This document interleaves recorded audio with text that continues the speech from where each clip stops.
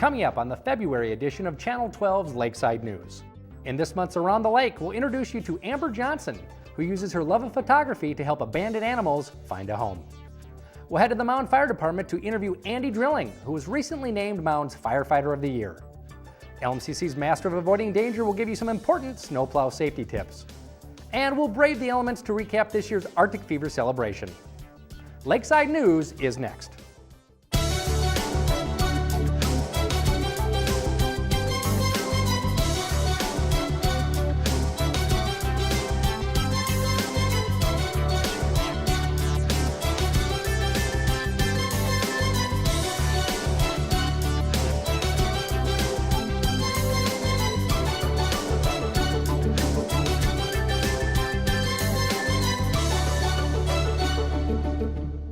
Hi, I'm Chris Vogt, and welcome to Lakeside News, where you'll find news and events from around the lake area.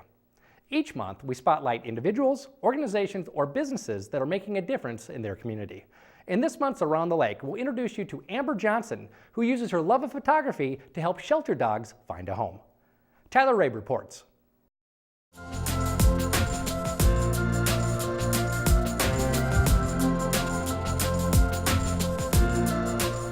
Sometimes they're a little camera shy. Photographer Amber Johnson provides her talent to local rescue shelters, and she does it all for the underdog. Who's a good boy? Ellie. I love animals so much. I mean, I really want to connect with all these animals, and I really know that it gives the animals such a better chance at getting a home or literally saving their life as having a picture that captures that personality. That's too far up, you silly goose. The glaring eyes from the flash was kind of my, I gotta get in there and help moment. I'm gonna start taking photos. Any fosters, any rescues want a, good photo session, and I do this, at least a few times a month with certain different rescues, and then I go to animal control every week.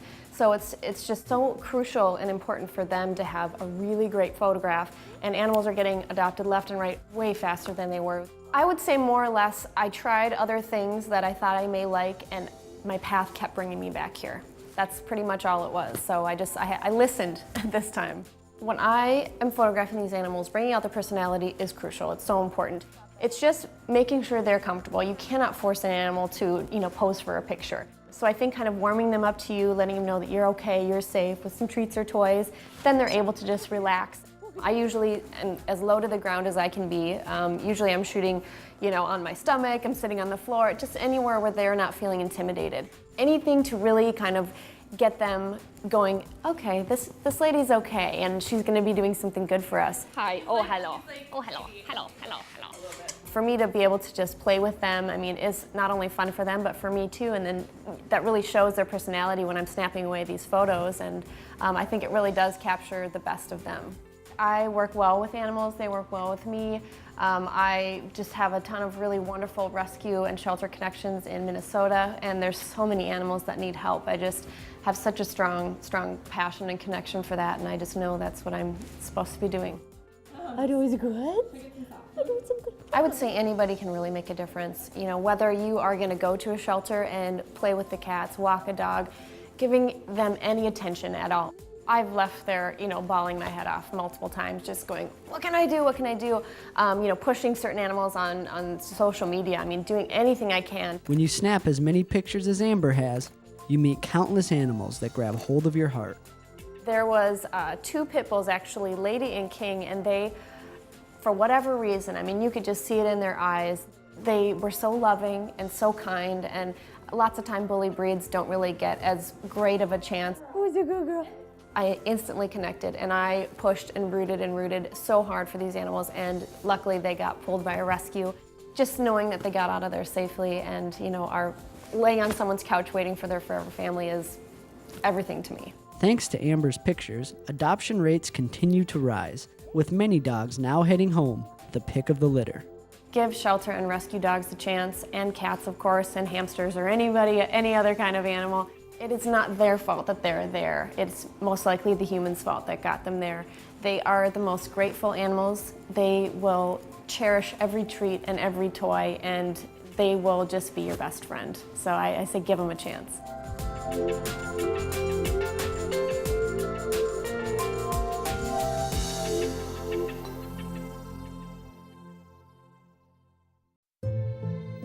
Previously on America's favorite daytime drama, Lake Minnetonka. Brick has a secret. Bunny, Yes, Brick? I have a secret. What is it? I... We interrupt this program to bring you this important message. The Lake Minnetonka Communications Commission, located in Spring Park, Minnesota, offers free television production classes. You heard it right. Free, free, free. All you need to do is sign up and show up to receive your special TV training. That's right, folks. That's it. Wow, that sure looks easy. Our friendly and knowledgeable staff will help bring your idea to the big screen. Well, that is if you have a big screen. Why, thank you. We are very friendly and knowledgeable. You'll learn the secrets of how a television studio works. If you can't see video, try taking off the lens cap. Wow! Thanks, LMCC. From studio lighting and nonlinear editing to on-location shooting, we'll guide you down the path you need to succeed. Just call us at 952-471-7125 or go to our website at www.lmcc-tv.org to get started today. Hurry in, folks. An opportunity this good won't last forever. We now return you to your regularly scheduled programming. So, you're not mad? Of course not, you big lug. I just wish that you would have told me about LMCC's production classes. Maybe next time we can take classes. Together? Welcome back to Lakeside News. I'm now joined by Andy Drilling, who was recently named the 2011 Mound Firefighter of the Year. Andy, nice to meet you. Thanks for joining us here on Lakeside News. Thanks for having me. I guess the first question has to be is, wow, quite the honor. How did you feel when you heard the news? I was very surprised. There's a number of people in our department that do a lot of great things for the community and spend a lot of time up here, and I didn't feel like I did any more than any of those guys, but I was very honored that my peers voted me Firefighter of the Year. I guess one of the things we heard about this in a local article in the paper, and it said that you started in 2006 as a firefighter, and you had gotten really high marks, ever since you started here. I guess my question to you is, you probably really thought, why did it take so long, right? High marks every year, huh?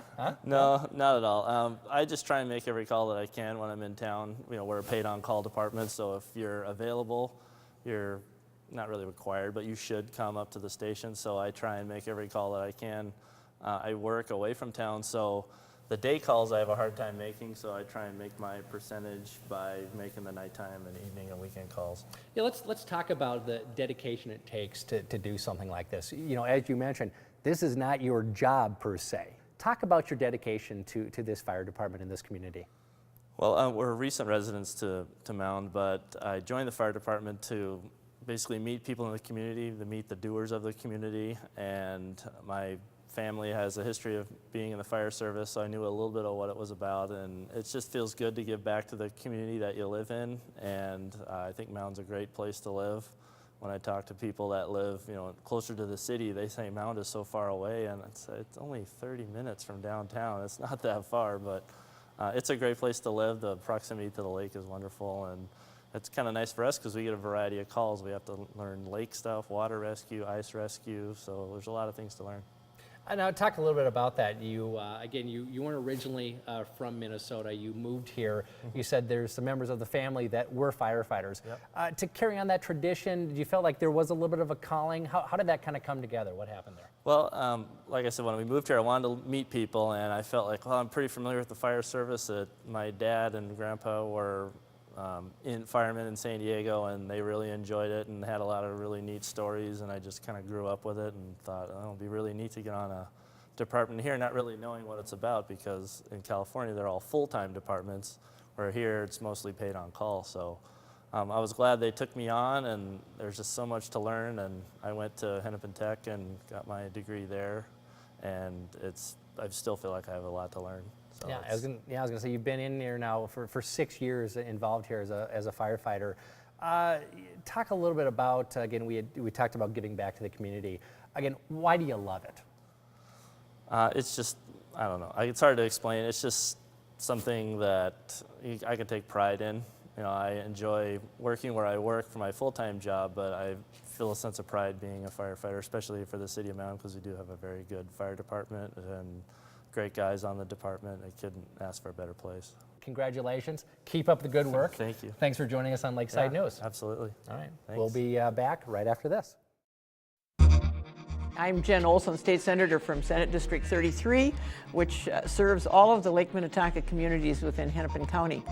I always appreciate the opportunity to come and be a part of Capital Update, and also I welcome hearing from many constituents who say they have watched the program. So thank you for the wonderful service that you give to our whole area at Lake Minnetonka Cable Communications. And now it's time for Lake Minnetonka's favorite champion of safety, protector of humankind, and master of avoiding danger, the LMCC's safety expert.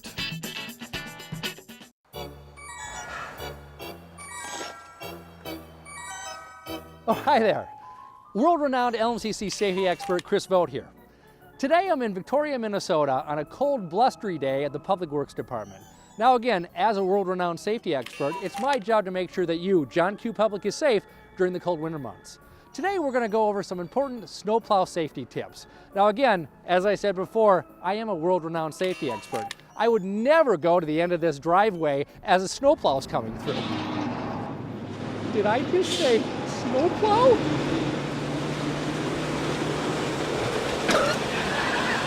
Is that the LMCC safety expert? What's he doing out here? I guess I'm not that much of a safety expert after all. Brain freeze. You know what, maybe I should leave it to the experts here at the Public Works Department in Victoria. I'll see you in a little bit. Ow.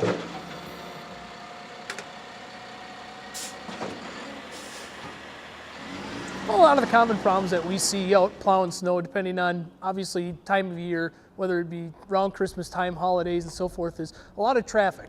Traffic, whether it be citizens parking on the road and impinging the way that we can get around. It takes a lot more time for us to get around parked vehicles on the road versus if the road was perfectly clear. We have, obviously you can see behind me, large trucks that isn't very easy to maneuver and move around, especially when it comes to slippery conditions, that if people could take the time or a second to pull off into a neighbor's driveway or off the road that we can get by, we want you to get to where you need to go. Well, is obviously a watch for us. If you know it's snowing, pay attention, listen. It's a very distinct sound when you know a plow is coming, whether it be the loud diesel motors or just the plow scraping on the ground. Know where we're at. If you're out shoveling your driveway and it's a family event, know where your kids are at. Animals, dogs, cats, anything that might else be outside. We don't want to do any damage or do anything, unsafe to start with, but it's also kind of a citizen's responsibility to kind of help us out, because we've got a lot of miles to cover in a short amount of time, and we want to try to do it the best possible way. We do drive rather large trucks. I mean, with the wings and the plows on the front, we can exceed up to 16 to 18 feet wide. And most residential streets are 20 to 24 feet wide, so we're taking up 3/4 or at least 2/3 of the street up. And after about 3-4 snowfalls, the curb lines are 22 feet, it starts getting 18, 16, it gets narrower and narrower. A lot of the things that we see, especially with residential neighborhoods, is when we start to take intersections, go around corners, is that cars will come right up to the stop sign and won't let us get around, to where, we try to make that happy medium. We wait, let them come out, then we got to kind of start back over to where, like I mentioned earlier, if they could just pull off, let us keep going, and let us, get out of the way, we're going to make the road a lot safer and a lot smoother for them to travel. Snowplow safety is that, we're out there doing our best. We're going to continue to do our best. If you've got issues or anything else, make sure to let us know. Try not to stop the driver on his route. Try not to talk to those people personally. If you got, questions, there's a number, usually called City Hall. Let us know about those things. But most of all is that we're out there, and if you can help us out, we definitely make it a lot easier for everybody. Well, I hope you all learned some valuable snowplow safety tips today. I know I sure did. Ow. I think I have frostbite in my ear canal. Oh, bye. Coming up next, ice cold conditions couldn't stop Hardy Lake area residents from attending this year's Arctic Fever celebration. Lakeside News returns in a moment. This month on Seniors on the Go, we'll hear what Center Director Mindy Anderson has planned activities-wise for the month of February. We'll show you what a great source of information the Gillespie Center website is. We'll highlight WeCab, a great new service offered here in the lake area. And of course, we'll have another fantastic Cooking with Barb segment. Seniors on the Go airs weekdays on LMCC's Channel 12.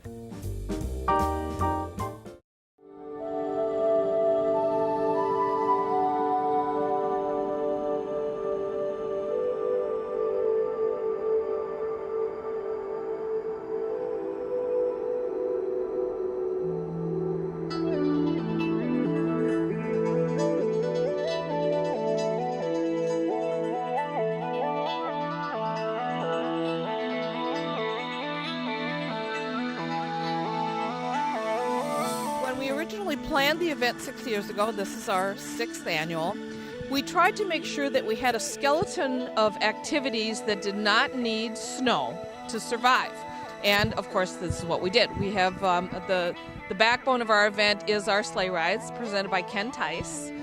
He happens to think that this is one of his best venues, so we're pleased to have him. And this year, one of the special things that we did was the Midwest Ski Joers put on a clinic in free classes. Normally you would pay for those classes, and they did dog assessments and all sorts of other things, offered some of their equipment for sale, and provided a wonderful opportunity for people on this side of the lake at no charge to come in and look at what it would take to have their dog do some kind of a dog-powered activity with them, which is mostly ski joring. There are also mushers. Unfortunately, this year we did not have enough snow to do our famous sliding hill. But we do have an ice skating rink that's been poured in Freeman Park, so you can come and skate as long as the season provides the weather to keep it frozen. Historically, we've had all nature of snow. Last year, we had a blizzard the night before Arctic Fever, and we had people literally working all night long trying to clear the trails for the ski jour race and for the mushers.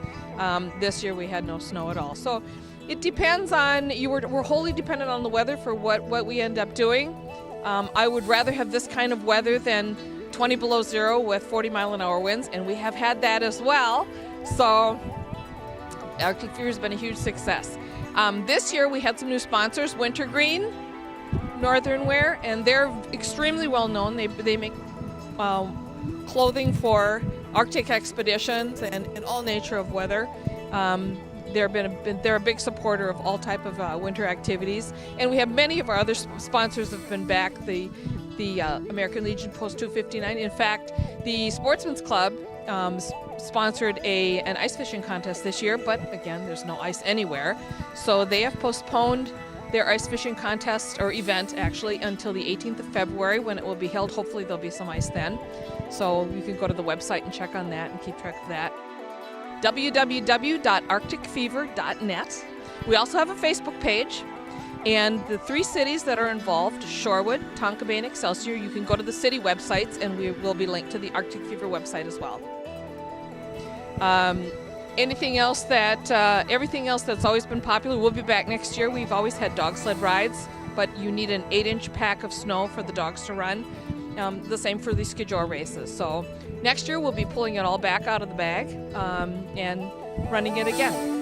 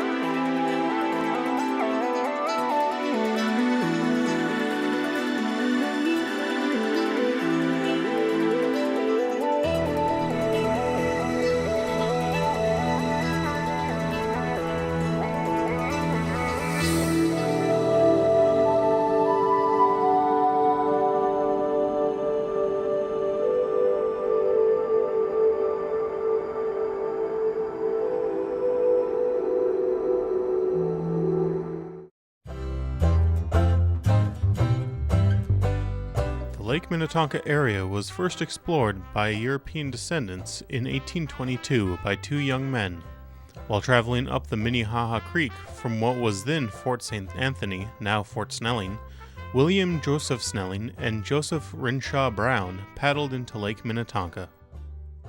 In 1852, Governor Alexander Ramsey took the Native American name for the lake, Minnetonka, which means big water, and made it official. The very next year, the Minnetonka Hotel was constructed alongside Minnetonka Mills. Tourism to the area soared. Much of the popularity was due in part by tourism from Civil War soldiers looking for much-needed rest and relaxation. The Lake Minnetonka area settled down after the Civil War, when the rail line was constructed by the St. Paul Pacific Company, making commute from the Lake Minnetonka area into Minneapolis far more feasible. This turn of events ground the mill production in the area to a halt, but allowed it to become the loving community it is today.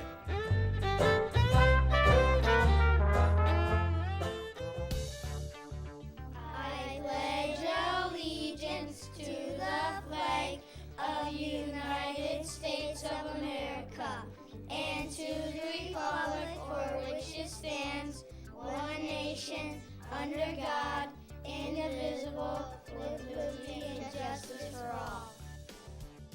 Well, there you have it, news and events happening in and around the lake area. If you have a news story or see something exciting going on, please let us know. We can be reached here at the LMCC at 952-471-7125, via email at lmcc@lmcc-tv.org, or please check us out on our website at www.lmcc-tv.org. Thanks for watching. We'll see you next month on Channel 12's Lakeside News.